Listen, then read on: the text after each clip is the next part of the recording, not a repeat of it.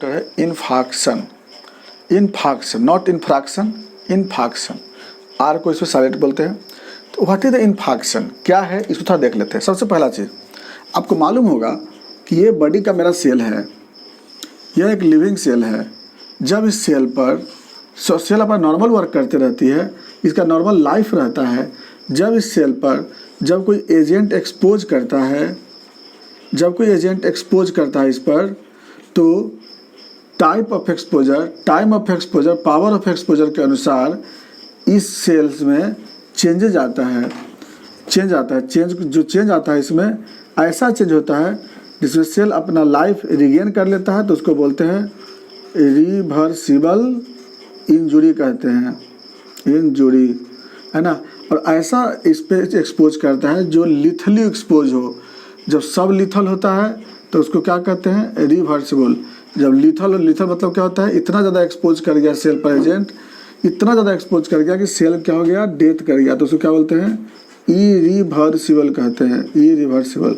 तो अब वही बात कर रहे थे कि अगर कोई सेल यहाँ रिवर्सल की बात नहीं हो रही है, यहाँ पर बात इरिवर्सल की हो रही है। यानी इरिवर्सल का मतलब क्या होता है, सेल डेथ। तो अगर कोई सेल डेथ किसी भी एजेंट से होता है अगर बाय द वे, तो उसको हम क्या कहते हैं, नेक्रोसिस कहते हैं। तो डायरेक्ट ऐसे नहीं बोलते हैं, पहले तो हम सेल डेथ बोलते हैं। ये आगे घटना सुनिएगा वर्ड से। ये सेल डेथ होने के बाद यह सेल डेथ जो है दूसरे सेल को भी डेथ करता है, तीसरे सेल को भी डेथ करता है, चौथे सेल को भी डेथ करता है। इस तरह से डेथ करते चला जाता है। और मैसिव डेथ जब होता है सेल का, तो उसको हम क्या बोल देते हैं, नेक्रोसिस कहते हैं हम लोग। तो सेल डेथ को ही क्या बोलते हैं हम लोग, सेल डेथ क्या बोलते हैं, क्या इरिवर्सिबल सेल डेथ, ये क्या बोलते हैं हम लोग आगे, नेक्रोसिस बोलते हैं।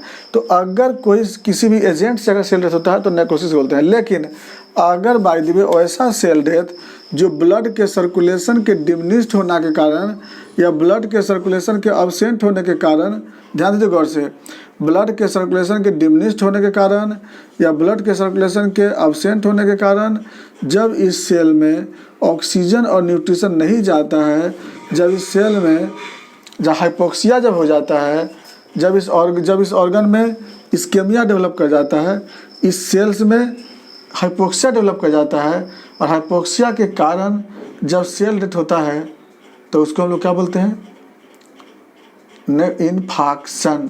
तो गौर सुनिए पहले गौर से कि अगर कोई बॉडी में ब्लड सर्कुलेशन के अब्सेंट और डिमिनिश्ड होने के कारण अगर कोई सेल हाइपोक्सिया हो जाता है और हाइपोक्सिया के कारण वह सेल डेथ कर जाता है, तो उसको क्या बोलते हैं, इन्फाक्शन।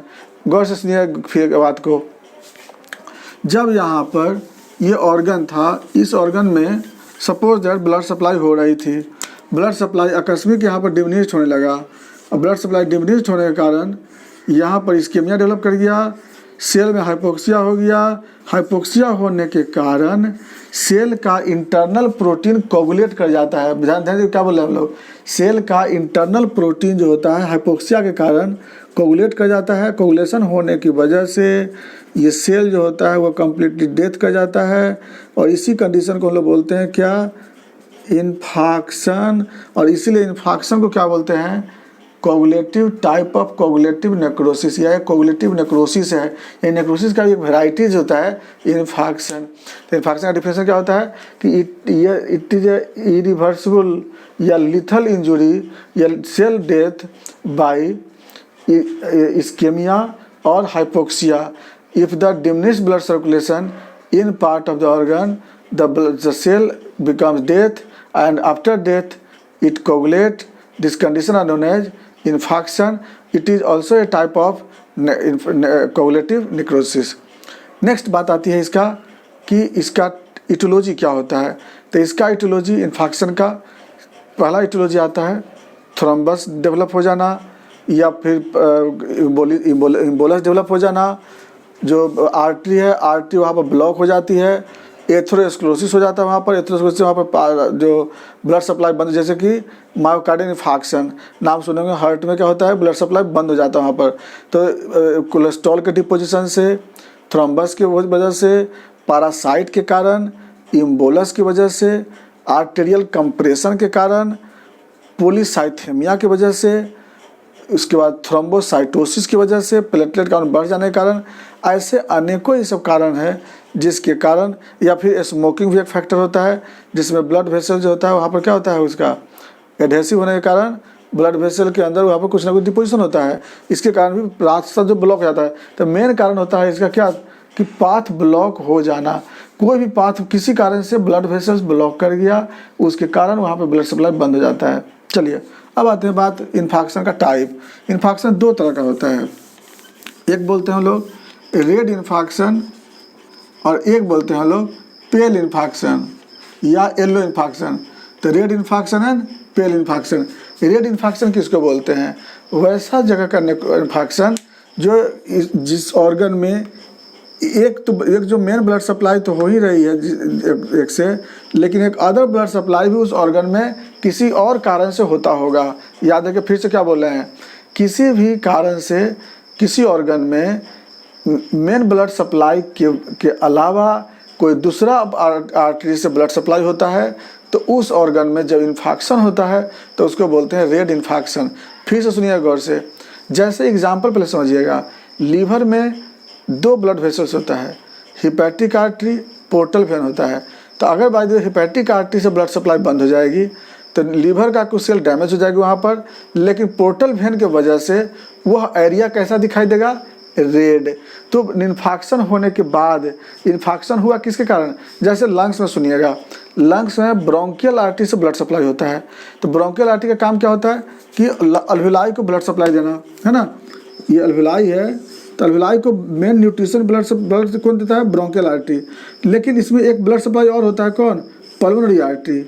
तो अगर बाय द वे अगर यहाँ पर इम्बोलिज्म वगैरह या कुछ बात अगर डेवलप करेगा, तो अगर इन्फेक्शन डेवलप करेगा अगर लंग्स में, तो कैसा इन्फेक्शन होगा, रेड इन्फेक्शन। क्यों, क्योंकि जो एक दूसरा ब्लड सर्कुलेशन वहाँ पर सप्लाई उसके लिए नहीं है, न्यूट्रिशन देने के लिए नहीं है, वह सर्कुलेशन सिर्फ जा रहा है किसी और कारण से।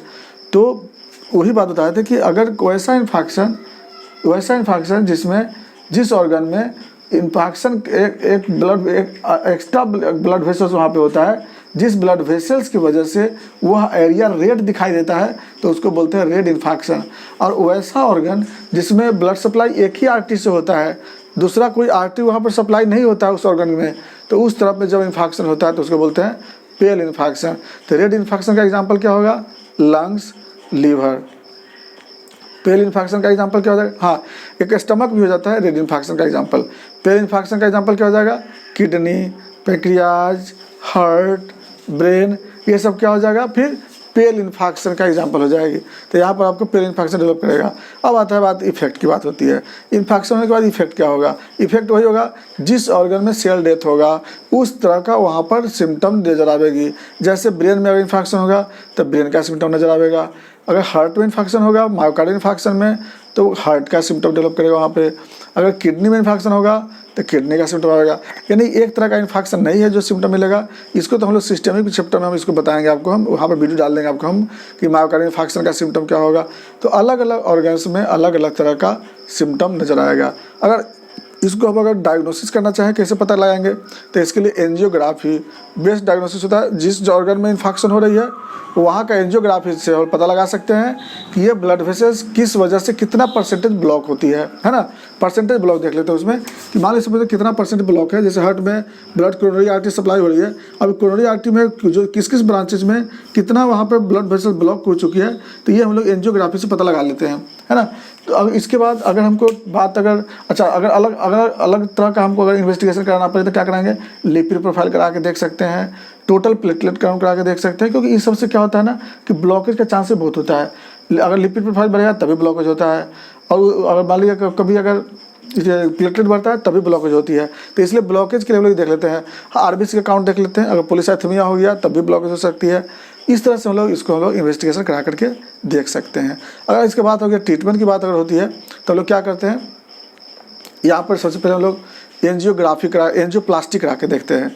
एंजियोग्राफी तो डायग्नोसिस के लिए हो गया, एंजियोप्लास्टी करा लेते हैं और जो ऑर्गन इन्फेक्ट हो चुकी है उसको वहाँ पे सर्जिकल रिमूवल कर देते हैं। अगर पॉसिबल हो तब, नहीं पॉसिबल है तो छोड़ देते हैं। जैसे मायोकार्डियल इन्फेक्शन है, यहाँ पॉसिबल नहीं है कि हम लोग सर्जिकल रिमूवल कर सकेंगे, लेकिन पॉसिबल है वहाँ पर स्टंट लगा सकते हैं। जो आर्टरी ब्लॉक हो रही है वो आर्टरी में क्या कर सकते हैं, स्टंट मतलब क्या होता है, जैसे मान लीजिए कोई आर्टरी है अगर ये आर्टरी में किसी कारण से ब्लॉक हो रही है, अगर मान लीजिए किसी वजह से, तो इसमें जो है ना एक्स्ट्रा स्टंट इसमें ऐसे डाल दिया जाता है ताकि वो ब्लड सप्लाई आगे ऑर्गन के लिए कर सकेगा, है ना। तो स्टंट जो होता है वो ब्लड वेसल के अंदर डाल देते हैं। ये जो ट्रीटमेंट उसका हम लोग करते हैं उसमें। और बाकी अगर कोई मेडिसिन अगर करना पड़ता है, अगर वैद्य होम्योपैथी मेडिसिन अगर देना चाहते हैं उसमें, तो एंटी थ्रोम्बोटिक एजेंट में जैसे डिजिटैलिस वगैरह होता है, बेलाडोना है, नेटम सल्फ है, ये सब लोग दे करके उसके थ्रोम्बस को हम लोग वहाँ से रिमूव कर सकते हैं। ये था आपका इन्फेक्शन। बाकी बातें हम लोग नेक्स्ट वीडियो में चलते हैं फिर। थैंक्स।